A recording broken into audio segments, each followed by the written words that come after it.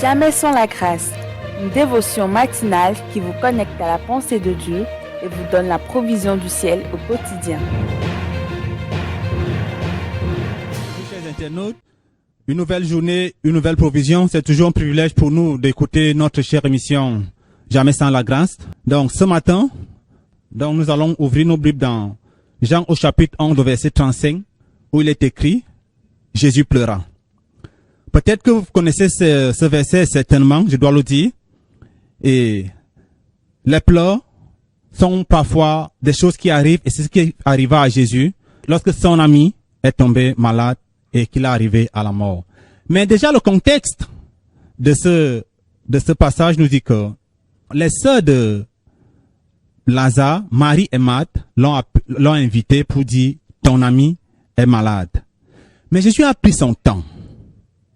Il a pris son temps parce que il voulait et il savait que cette maladie ou cette mort va contribuer à glorifier le nom du Père. Et il a traîné jusqu'au point où Lazare est décédé. Ce n'était pas la première fois que Jésus traîne comme ça. C'était comme son habitude. Lorsqu'il savait que le nom de Dieu doit être glorifié. Il a traîné comme tel dans le cas de la fille de Jairus. Jairus est venu se jeter à ses pieds. Il lui a dit que sa fille était mourante. Mais Jésus a pris son temps. Il a pris son temps au point où, pendant qu'il parlait encore, quelqu'un venait dire à Jairus, ta fille est morte, n'importune pas le maître. Là, nous trouvons ça dans Luc 8, verset 49. Et, chers frères, chères sœurs, chers auditeurs, chers amis, peut-être que la situation a trop duré dans vos vies. Peut-être depuis le début d'année, vous priez pour une chose que vous n'avez pas encore eue. Mais j'aimerais vous dire ce matin, Jésus vous aime encore. Il n'a pas oublié votre situation. Comme il a dit à Jairus, ne crains pas. C'est ce qu'il aimerait aussi vous dire ce matin. C'est ce qu'il aimerait te dire pour ta situation, que ne crains pas. Jésus nous a toujours appelé à une attitude de foi. Peu importe la situation, devant la tempête, devant quoi, il aimerait que notre foi soit mise à l'œuvre. Il aimerait qu'on expérimente quelque chose de nouveau. Il peut encore te dire, ne crains pas. Ne crains pas. Et vous connaissez certainement la fin de cette histoire. Finalement, il a ressuscité Lazare. Mais j'aimerais revenir dans le contexte dans lequel il a ressuscité Lazare. C'est après avoir pleuré. Et j'aimerais donc vous dire que les pleurs de Jésus, seuls peuvent faire la différence dans une situation critique.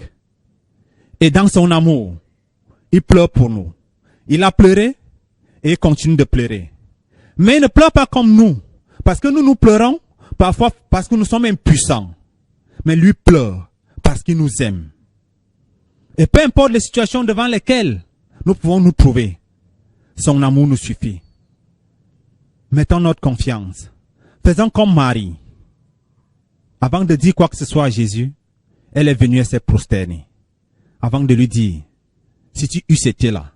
Mais nous ne pouvons pas dire que si Jésus eusses été là, parce qu'il est là. Il nous a promis ne jamais nous abandonner. Il est là. Il est avec nous.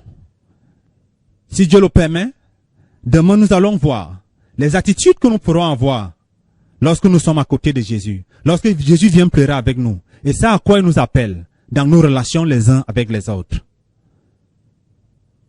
Pendant que vous méditez à la fin, croyez encore, ce n'est pas fini. Dieu nous aime. Vous pouvez vous rasseoir correctement ce matin pendant que vous nous écoutez. Et vous pouvez dire à votre âme que Christ m'aime. Et son amour suffit parce qu'il est trop puissant. Que Dieu vous bénisse et à demain s'il plaît à Dieu. Et bonne journée.